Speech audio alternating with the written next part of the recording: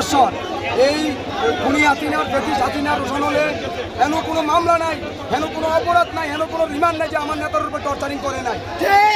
মামলা নিয়ে আমার নেতা এই দীর্ঘ আন্দোলনে আমাদেরকে নিয়ে রাজপথে ঝাঁপিয়ে পড়েছিলেন। আমার নেতাকে বাসা থেকে আপনারা প্রশাসন নিয়ে আসবেন, ঠিক আছে, কিন্তু ওনার সন্তানদেরকে আপনার জানানো দরকার ছিল কেন আমার নেতাকে আপনারা নিয়ে আসবেন। আমরা মাননীয় প্রধানমন্ত্রীর কাছে এক দৃষ্টান্ত বিচার চাই।